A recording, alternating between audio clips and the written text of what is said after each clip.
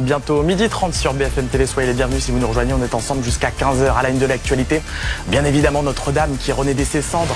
5 ans et 8 mois après l'incendie, la cathédrale de l'île de la Cité s'apprête à rouvrir ses portes aux visiteurs. Une quarantaine de chefs d'État attendus, 40 000 spectateurs et un programme chamboulé par la météo. On sera justement sur place avec Célia Jusfredi. Une réouverture symbolique pour le monde entier, mais également politique avec la présence de l'autre star de la journée, Donald Trump, le président américain élu, est à Paris pour la réouverture de la cathédrale. Au programme également une rencontre en tête-à-tête avec Emmanuel Macron à l'Elysée en milieu d'après-midi. Et du côté de la politique, eh bien, elle reprendra ses droits dès lundi. Emmanuel Macron va poursuivre ses consultations pour tenter de trouver un nouveau Premier ministre. Avec ce casse-tête, les Républicains ne veulent pas de la France insoumise. LFI ne veut pas discuter avec le président.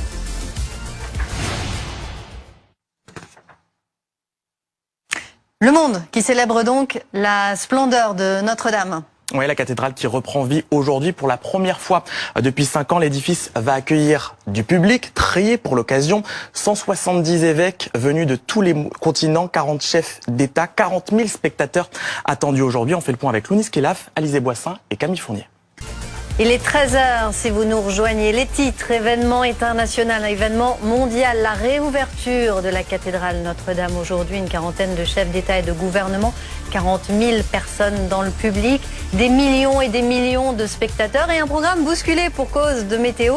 La cérémonie se déroulera finalement à l'intérieur de l'édifice. Nous serons sur place avec Célia Jusfredi.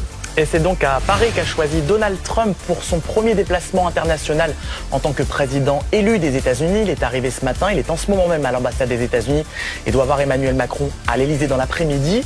Tout comme Volodymyr Zelensky, le président ukrainien qui vient d'arriver dans la capitale. On rejoindra dans quelques instants David Dunal.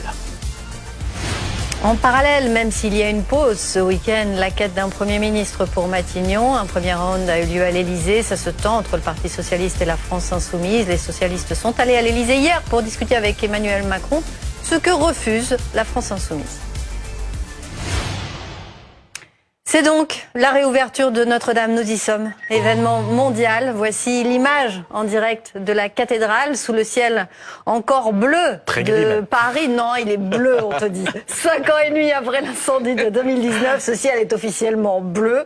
Les portes seront ouvertes à 19h par l'archevêque de Paris après avoir frappé 3 coups à l'aide de sa crosse. Le monde pourra découvrir une cathédrale d'une blondeur éclatante, des décors peints, des chapelles et des vitraux rayonnants. On a hâte. 40 000 personnes sont attendues. Célia Jusfredi, vous êtes sur place dans le périmètre qui n'est pas encore ouvert au public, c'est bien ça?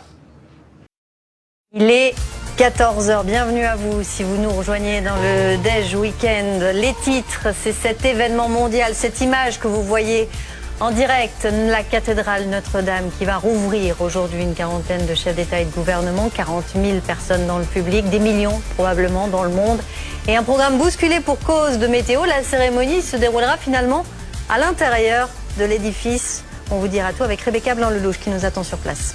La cathédrale de Notre-Dame au cœur de tous les enjeux diplomatiques. C'est donc Paris qu'a choisi Donald Trump pour son premier déplacement international en tant que président élu des États-Unis.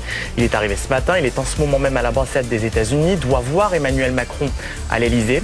Le président ukrainien Volodymyr Zelensky, lui aussi dans la capitale, et sera à l'Elysée cet après-midi. Et puis pour voir avant l'ouverture à l'intérieur de la cathédrale, notre enquête Ligne Rouge, l'incroyable reconstruction de Notre-Dame avec ce blond qui a envahi la capitale, c'est à 14h30. C'est donc la réouverture de Notre-Dame de Paris, un événement mondial. Voici l'image en direct de la cathédrale sous le ciel parfois bleu, parfois un peu gris de Paris. 5 ans et demi après l'incendie de 2019 qui avait ému le monde entier. Les portes seront officiellement ouvertes à 19h par l'archevêque de Paris après avoir frappé 3 coups à l'aide de sa crosse. Le monde pourra donc redécouvrir cette cathédrale rénovée. 40 000 personnes sont attendues. Rebecca Blanc-Lelouch, vous êtes sur place. Le public commence à prendre place. Oui, petit à petit, on voit du monde arriver, des passants prendre des photos et en effet, le public qui commence à prendre place. On a rencontré Julien qui vient d'Italie, qui attend depuis 1h30 avec ses parents spécialement pour assister à cet événement. Et là, on est avec Léo. Léo, vous êtes arrivé il y a 5-6 heures pour assister à la cérémonie. Exactement, oui, ça fait 5-6 heures que je suis là. Je veux absolument venir et pas rater ce moment parce que c'est exceptionnel. La réouverture de Notre-Dame, quand même, depuis le temps que j'attends ça, je me rappelle encore en 2019 quand ça avait brûlé, les émotions qui étaient venues, etc. Donc c'est vraiment un moment que je veux pas rater, absolument. Un moment important pour vous. On le disait, à partir de 15h, les grilles que vous pouvez apercevoir juste ici vont pouvoir s'ouvrir au public puisqu'il y a des box qui sont installées tout au long de la scène. Vous allez y assister au premier rang. Qu'est-ce que vous attendez de la cérémonie ? J'attends surtout des émotions du public, de l'engouement, et c'est pour ça que je suis venu, sinon je serais resté chez moi, mais là c'est avec le public, etc., les émotions qui viennent, c'est surtout ça que j'attends, de l'émotion et l'encouragement, etc., pour tous ceux qui ont fait la réouverture, etc., à Notre-Dame, donc c'est un moment génial. Merci Léo, vous voyez, il est très motivé, malgré en effet la pluie qui risque d'arriver dans les prochaines heures. Le dispositif de sécurité est très corsé ici, 6000 policiers et gendarmes qui sont mobilisés. On a également aperçu des drones qui patrouillent au-dessus de nous et des brigades fluviales qui surveillent depuis la Seine. Merci beaucoup Rebecca Blanc-Lelouch depuis le parvis de Notre-Dame où vous le voyez, la pluie qui s'apprête à venir et les nombreux courageux qui seront présents tout au long de l'après-midi. On continue d'en parler bien évidemment avec nos invités. Kevin Chapard, compagnon du devoir et couvreur, vous avez participé à la restauration de Notre-Dame, vous nous raconterez ça. Également présent avec nous Franck Riester, ministre de la Culture durant l'incendie. Vous nous raconterez bien à quel point ça vous a touché et ce que ça vous fait de revoir cette beauté de Notre-Dame rouvrir donc aujourd'hui. Yves Combeau, conseiller éditorial du Jour du Seigneur, prêtre et historien. Et puis nous a rejoint Malcolm Biga, consultant et chroniqueur politique, le Nouvel Économiste. Bonjour. Yves Combeau, d'abord une première réaction.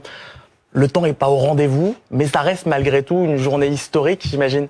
Oui, quand on fait une cérémonie en décembre, il faut s'attendre à ce qu'il fasse un temps de décembre. Oui, ça reste évidemment une journée historique. Après, vous savez...